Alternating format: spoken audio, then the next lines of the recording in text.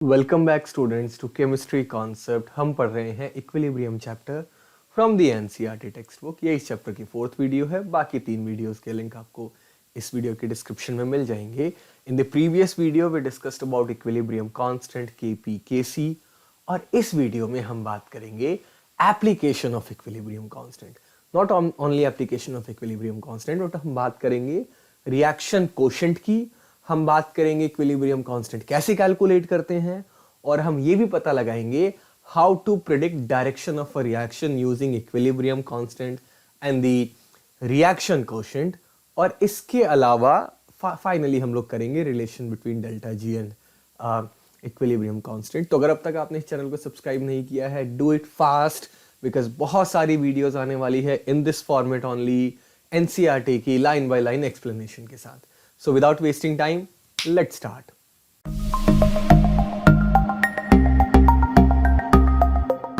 Applications of equilibrium constant. और ये NCERT कहती है कि before starting with equilibrium constant, आइए let's discuss some important features of equilibrium constant. Equilibrium constant के फीचर्स क्या है? सबसे पहले the very first feature is that the expression of equilibrium constant is applicable only when the concentration of the reactants and products have attained constant value at equilibrium state. इस line का मतलब क्या? बड़ा deep meaning है। देखिए, हमने ये पढ़ा था इन अवर प्रीवियस क्लास कि if there is a reactant A which is in equilibrium with reactant B, तो उसका जो इक्विलिब्रियम कांस्टेंट है that is concentration of B divided by concentration of A. लेकिन अब एक प्रॉब्लम है। प्रॉब्लम ये है कि क्या ये फॉर्मूला हम सिर्फ तब अप्लाई करेंगे जब इक्विलिब्रियम आ गया, या कभी भी? अप्लाई तो कभी भी कर सकते हैं। आपने रिएक्शन स्टार्ट करी, इक्विलिब्रियम आया नहीं, आपने ये वैल्यू डाल दीजिए बी बाई ए, इस फॉर्मूले में वैल्यू डाली, सॉल्व कर दिया, कुछ ना कुछ तो वैल्यू आ जाएगी। उसको हम इक्विलिब्रियम कांस्टेंट नहीं बोलेंगे, उसको क्या बोलेंगे थोड़ी देर बाद देखेंगे।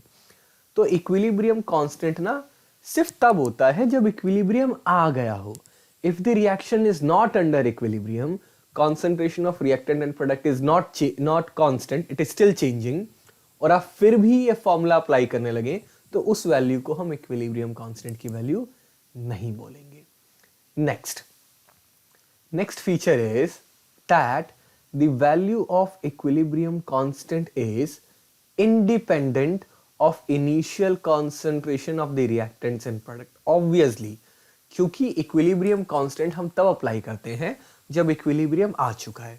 तो इससे कोई फर्क नहीं पड़ता कि you started equilibrium by taking 10 moles of reactant और 50 mole of reactant, कोई फर्क नहीं पड़ता। इनिशियली आप कितना भी अमाउंट लीजिए रिएक्टेंट का और प्रोडक्ट का, जब इक्विलिब्रियम आ जाएगा तो K की वैल्यू सेम ही आने वाली है।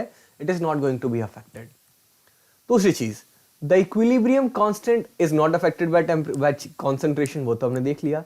It is affected by temperature. ठीक है, it is a temperature depending value having a unique value for a particular reaction represented by a balanced chemical equation at a given temperature. Short में बोला जाए class, तो equilibrium constant की value इस पे तो डिपेंड नहीं करेगी आपने स्टार्टिंग में कितना रिएक्टेंट और प्रोडक्ट लिया था, लेकिन इस पे जरूर डिपेंड करेगी कि टेम्परेचर क्या है। एक सेम रिएक्शन के लिए जब टेम्परेचर चेंज होता है, इक्विलिब्रियम कांस्टेंट की वैल्यू चेंज होती है। And then comes the final line, the equilibrium constant for reverse reaction is equal to inverse of the equilibrium constant for the forward reaction. ये हमने पिछली वीडियो में भी ये चीज समझी थी कि if A is converting into B and equilibrium constant K है, तो B converting into A का equilibrium constant होएगा 1/K। That's it, इतनी सी बात हो रही है यहाँ पे। तो क्या कुछ और जानने की जरूरत है? अब और ये फीचर ये कहता है, ये जो 5th पॉइंट एक बार रीड कर लेते हैं।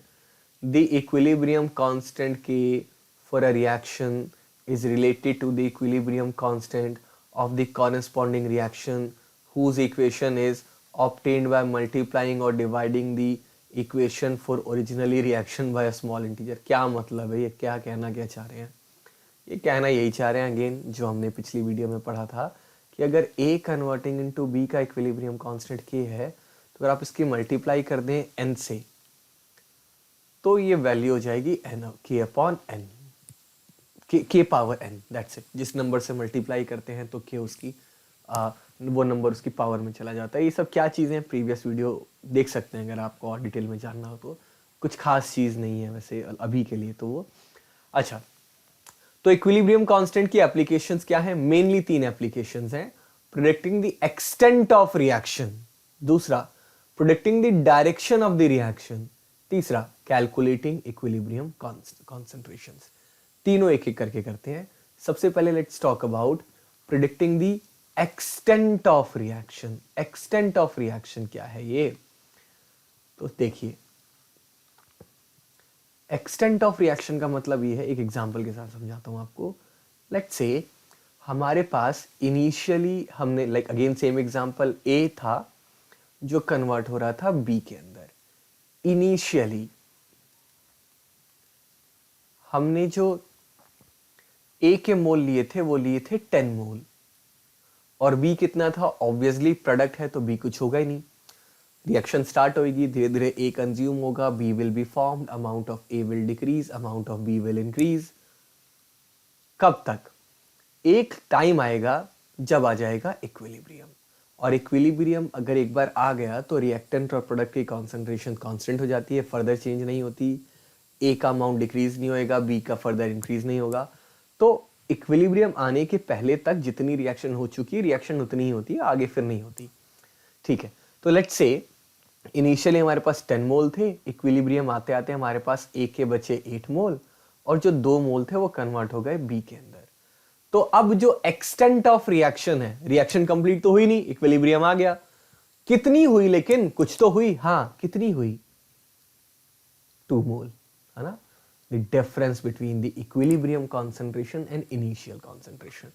तो एक्सटेंट ऑफ रिएक्शन यही है कि इक्विलिब्रियम आने से पहले रिएक्शन कितनी हो चुकी है, कितना प्रोडक्ट बन चुका है, कितना रिएक्टेंट कंज्यूम हो चुका है। ठीक है, ये हम K की वैल्यू से पता लगा सकते हैं। कैसे पता लगा सकते हैं? देखिए, K क्या होता है? K होता है concentration of product upon concentration of reactant. If K की वैल्यू है लार्ज, बहुत ज्यादा वैल्यू है, तो K की वैल्यू लार्ज तो सिर्फ तभी आएगी ना जब B की वैल्यू बहुत बड़ी हो और A की वैल्यू बहुत छोटी हो। मतलब इक्विलिब्रियम पे प्रोडक्ट का अमाउंट बहुत ज्यादा हो, रिएक्टेंट बहुत कम बचा हो। इसका मतलब है रिएक्शन का एक्सटेंट बहुत ज्यादा है, बहुत ज्यादा अमाउंट तक रिएक्शन हो चुकी है। और अगर उल्टा हो जाए कि K की वैल्यू जो है वो स्मॉल है, तो ये स्मॉल कब होगा? ये तो तभी हो सकता है ना जब B अभी कुछ बना ही नहीं और A बड़ा है। अभी A is greater than B, then only K could be small। इसका मतलब ये है कि रिएक्शन भी हुई ही नहीं थी, अभी जस्ट स्टार्ट ही हुई थी, थोड़ा सा ही A B में कन्वर्ट हुआ था और इक्विलिब्रियम आ गया। So by looking at the value of K we can predict कि इक्विलिब्रियम स्टार्टिंग में आया है, मिडिल में आया है, जब रिएक्शन खत्म होने वाली थी तब जा करके आया है। देखते हैं जरा एक बार। पूरी की पूरी कहानी है कि आपको पढ़ने की जरूरत है? बिल्कुल नहीं, आपको सिर्फ ये पढ़ने की जरूरत है। देखिए, if K is very large, large मतलब कितना बड़ा? 1000 से भी बड़ा। इसका मतलब प्रोडक्ट्स प्रीडोमिनेट। अब भैया K है ratio of product upon reactant, और अगर K बहुत बड़ा आ रहा है मतलब प्रोडक्ट ज्यादा अमाउंट में प्रेजेंट है, means the reaction proceeds nearly to completion. Just complete ही होने वाली थी, थोड़ी सी रह गई थी, इक्विलिब्रियम आ गया। फॉर एग्जांपल्स गिवन है। तीसरा केस, अगर K बहुत छोटा है, कितना? 10 पावर -3 से छोटा। इसका मतलब अभी रिएक्शन स्टार्ट ही हुई थी, B बना ही नहीं, यानी प्रोडक्ट बना ही नहीं, इतने में इक्विलिब्रियम आ गया। This means reactants predominate over products, means the reaction proceeded rarely. अभी हुआ ही नहीं था, अभी जस्ट छोटी, अभी थोड़ी सी रिएक्शन हुई थी, इतनी देर में इक्विलिब्रियम आ गया। और अगर K की वैल्यू रेंज में है 10 पावर -3 टू 10 पावर 3 के बीच में, इसका मतलब दोनों कंसीडरेबल अमाउंट में है, ना रिएक्टेंट बहुत ज्यादा है ना प्रोडक्ट बहुत ज्यादा है। This means appreciable concentration of both reactants and products are present. बस इतनी सी बात है, दैट्स इट। क्या और कुछ पढ़ना है? कुछ नहीं पढ़ना। तो पहला काम है इसका एक्सटेंट ऑफ रिएक्शन पता लगाना। ये डायग्राम कुछ देने की कोशिश करी गई है, सोचिए अगर समझ में आता हो तो इस डायग्राम को वही बताना चाह रहे हैं जो भी हमने समझा। अच्छा, दूसरा जो काम है इक्विलिब्रियम कांस्टेंट का वो है देखिए मैं बताता हूं आपको, predicting the direction of the reaction. अब ये क्या है? यहां पर ना एक नई चीज बताई जाती है which is called reaction quotient. ध्यान है, वीडियो की स्टार्टिंग में मैंने आपको बताया था कि ये जो फॉर्मूला है ये B/A, ये हम अप्लाई तो कभी भी कर सकते हैं, चाहे रिएक्शन इक्विलिब्रियम पे आई हो चाहे रिएक्शन इक्विलिब्रियम पे नहीं आई हो, कभी भी कर सकते हैं, ठीक है। अच्छा, but if the reaction is not at equilibrium, it is not at equilibrium, in that case K को बोलेंगे Q, K will be called Q और reaction quotient। ये जो फॉर्मूला है ना, ये जो फॉर्मूला है ये K सिर्फ तब कहलाएगा जब इक्विलिब्रियम आ चुका है। अगर इक्विलिब्रियम नहीं आया तब अगर हम ये फॉर्मूला अप्लाई करते हैं तो जो वैल्यू निकल करके आएगी उसको बोला जाएगा Q। अच्छा, अब इसका फायदा क्या यूज है इसका, बताता हूं क्या यूज है। लेट्स से एक रिएक्शन है और मैंने आपको बोल दिया भैया ऐसा है, इस रिएक्शन का ना इक्विलिब्रियम कांस्टेंट होता है 10। आपने एक प्लांट लगाया जिसमें आप A को B में कन्वर्ट करना चाह रहे हैं, आपने रिएक्शन स्टार्ट करी, 5 मिनट बाद आप आए और आप देखना चाहते हैं कहीं इक्विलिब्रियम तो नहीं आ गया। तो अब कैसे पता लगाएंगे इक्विलिब्रियम आया नहीं आया? A और B से पूछोगे भाई इक्विलिब्रियम आया नहीं, वो बोलेंगे तो नहीं ना, रिएक्टेंट थोड़ी बोलेगा कि आई एम अंडर इक्विलिब्रियम। तो आप क्या करोगे, आप करेंगे, आप देखेंगे कि आपके 2 टैंक थे, एक टैंक में A था दूसरे टैंक में B था। आप देखोगे B का कितना अमाउंट बना है और A का कितना अमाउंट बचा हुआ है। अगर आपने देखा कि वैल्यू 10 आ गई, मतलब यू विल रियलाइज इक्विलिब्रियम आ गया, अब रिएक्शन आगे नहीं जाएगी। लेकिन इफ अगर वैल्यू आ गई 5, मतलब reaction is not at equilibrium और इस वैल्यू को बोला जाएगा Q, ठीक है। अच्छा, वैल्यू कितनी होनी चाहिए थी 10, आ कितनी रही है 5। इसका क्या मतलब है, मतलब अभी रिएक्शन और आगे जाएगी, अभी थोड़ा और B का अमाउंट इंक्रीज होएगा तब जाकर के इक्विलिब्रियम आएगा। मतलब reaction has to go in forward direction to achieve the equilibrium, अभी और थोड़ा सा B बनना है। और अगर कहीं Q की वैल्यू 15 आ गई, मतलब जितना आना था उससे ज्यादा वैल्यू आने लगी, मैं जितना B बनना था उससे ज्यादा B बन गया, तो अब रिएक्शन को थोड़ा वापस आना होगा टू कम एट इक्विलिब्रियम, मतलब डायरेक्शन होने वाली है बैकवर्ड। तो रिएक्शन कोशेंट का फॉर्मूला वही है, आप देख लीजिए जो इक्विलिब्रियम कांस्टेंट का होता है, ठीक है।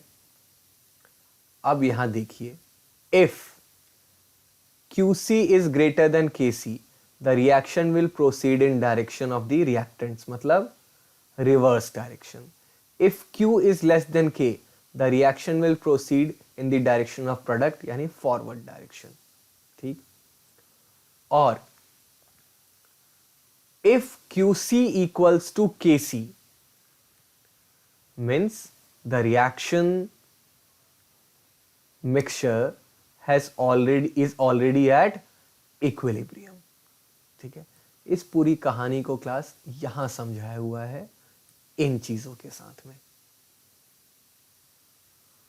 ठीक है।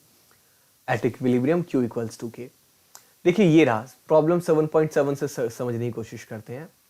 हमें ये कह रहे हैं, दे आर सेइंग कि ये रिएक्शन इज एट इक्विलिब्रियम और इसके इक्विलिब्रियम कांस्टेंट की वैल्यू दे रखी है और हमें A, B और C तीनों की कॉन्सेंट्रेशन दे रखी है।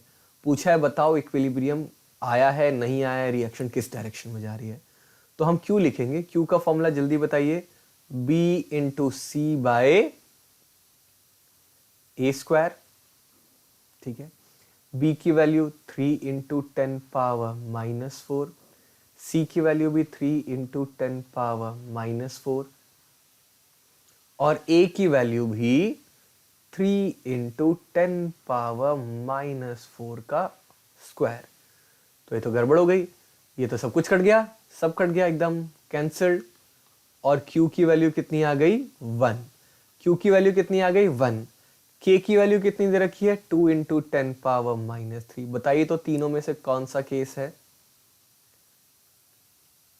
इसमें से देख करके, और आप बता पाएंगे ये है हमारा -3 है। Second case q is greater than k, तो डायरेक्शन क्या है right to left, right to left यानी बैकवर्ड डायरेक्शन, रिवर्स डायरेक्शन। ठीक है, देखते हैं what answer they have given to us. बिल्कुल same, so the reaction will proceed in the reverse direction. ठीक है, okay, now the next thing is calculating equilibrium concentration. ये क्या चीज है calculating equilibrium concentration? How do we calculate equilibrium constant? ये मैं आपको कॉन्सेंट्रेशन ये मैं आपको सिखाऊंगा विद एन एग्जांपल। और लेट्स से हम इस एग्जांपल की बात करते हैं। आपसे बोल रहा है, इस प्रॉब्लम को ध्यान से देखिए, 3 moles of PCl5 kept in 1 liter closed container reaction vessel was allowed to attain equilibrium. Calculate the composition of mixture at equilibrium. सबसे पहले आपको लिखना है रिएक्शन को, PCl5 is in equilibrium with PCl3 and Cl2. Done. Initially क्या बोला उसने, PCl5 के मोल कितने हैं 3 मोल, ये कितना है 0 0। कैसे पता 0 0? ऑब्वियसली इनिशियली प्रोडक्ट थोड़ी बना होगा, इनिशियली खाली रिएक्टेंट ही तो होंगे। ठीक है, कुछ टाइम बाद इक्विलिब्रियम आएगा और इक्विलिब्रियम पे क्या होगा, कुछ अमाउंट PCl5 का कन्वर्ट हो गया होगा PCl3 और क्लोरीन के अंदर। कितना हुआ, लेट्स से x मोल हो गए होंगे, तो PCl5 बचेगा कितना 3 - x, PCl3 कितना बनेगा x, Cl2 कितना बनेगा x। बढ़िया। अब जरा इसकी अगर मैं k की वैल्यू लिखना चाहूं तो वो क्या हो जाएगा x स्क्वायर कैसे, अच्छा मैं इतना शॉर्टकट में नहीं करता, मैं डिटेल में करता हूं। ये होगा PCl3 concentration of Cl2 divided by concentration of PCl5। तो PCl3 और क्लोरीन दोनों की वैल्यू x में x स्क्वायर लिख दे रहा हूं, और इसकी वैल्यू 3 - x। और क्या आपको k की वैल्यू गिवन है इक्विलिब्रियम कांस्टेंट की? यस, 1.80। तो आप सॉल्व करेंगे और आप x की वैल्यू निकालेंगे, और यहां ऑलरेडी कर रखी है तो ज्यादा टेंशन लेने की जरूरत नहीं है, क्वाड्रेटिक इक्वेशन बन जाएगी। x की वैल्यू आ गई 1.59। अगर x की वैल्यू 1.59 आ गई तो आपसे कॉम्पोजिशन पूछा हुआ है, मतलब इक्विलिब्रियम पे PCl5 कितना है 3 - x 1.59, PCl3 कितना है x 1.59, क्लोरीन कितना है x 1.59। तो इनको कहते हैं इक्विलिब्रियम कॉन्सेंट्रेशन, और सारे न्यूमेरिकल सॉल्व करने में यही तरीका यूज होने वाला है। अच्छा, इसके बाद में final part of this topic, and that is relation between equilibrium constant, reaction quotient and Gibbs energy. कोई टेंशन नहीं है, कोई दिमाग मारने की जरूरत नहीं है, बस इतना सा एक फॉर्मूला याद रखिएगा आप, ये वाला formula, del G equals to del G naught plus RT ln Q। मैं यहां लिखता हूं अलग से, del G means Gibbs free energy equals to del G naught standard Gibbs free energy plus RT natural log Q। Q क्या है, reaction quotient. अच्छा, equilibrium पे क्या होता है कि सारी मेजरेबल प्रॉपर्टीज कांस्टेंट हो जाती हैं और उनका चेंज हो जाता है जीरो। याद रखिएगा, इक्विलिब्रियम पे डेल्टा G जीरो होता है, डेल्टा G नॉट जीरो नहीं होता, delta G naught is constant, और Q बन जाता है K, reaction quotient becomes equilibrium constant. तो फिर ये फॉर्मूला क्या हो जाएगा, 0 equals to del G naught plus R T natural log K, और natural log K equals to बताइए माइनस डेल्टा जी, या इतना नहीं करते, इस तरीके से करते हैं कि del G naught equals to minus R T natural log K.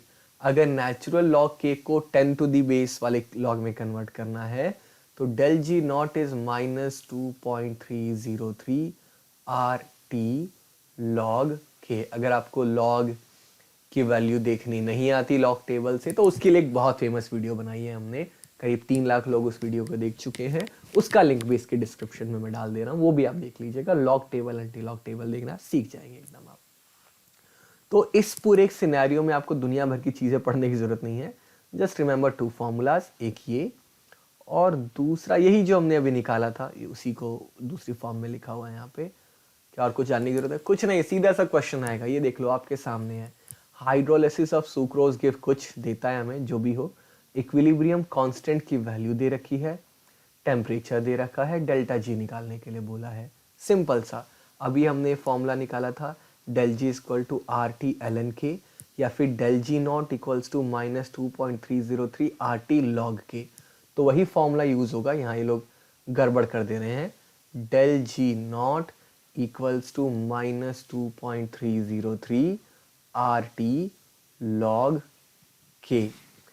R की value 8.314, temperature 300 kelvin, L N K दे रखा है। एल एन के कोई मतलब एल एन के ना ई टू द बेस वाला एल एन जो है वो होता है बेस ई, तो लॉग, तो अगर आपको नेचुरल लॉग को लॉग में कन्वर्ट करना हो, ये ई की बेस का लॉग होता है और ये 10 की बेस का लॉग होता है, तो नेचुरल लॉग इज 2.303 लॉग। तो कुछ नहीं, एकदम सिंपल सा, दैट्स वाई आपको 2 अलग अलग फॉर्म में दिख रहे होंगे। बड़ी आसानी से आप ये वैल्यू पुट करके लॉग की वैल्यू देख करके सॉल्व कर सकते हैं। आई होप आपको समझ में आया, और नहीं तो you can always ask in the comment section, don't worry. जब इस चैप्टर की सारी थ्योरी वाली वीडियोस हो जाएंगी ना तो न्यूमेरिकल भी सॉल्व करवाऊंगा 1 बाय 1। अच्छा, अगली हमारी वीडियो का पार्ट है फैक्टर्स अफेक्टिंग इक्विलिब्रियम, जो कि बहुत काम का है। ली चैटलियस प्रिंसिपल डिस्कस करेंगे अगली क्लास में, उसमें से एग्जाम में क्वेश्चन आना ही आना है अनडाउटेबली। तो अगर अभी तक आपने चैनल को सब्सक्राइब नहीं किया है, do that and hit the bell icon also, so whenever a video is uploaded you come to know about same. Thanks for watching.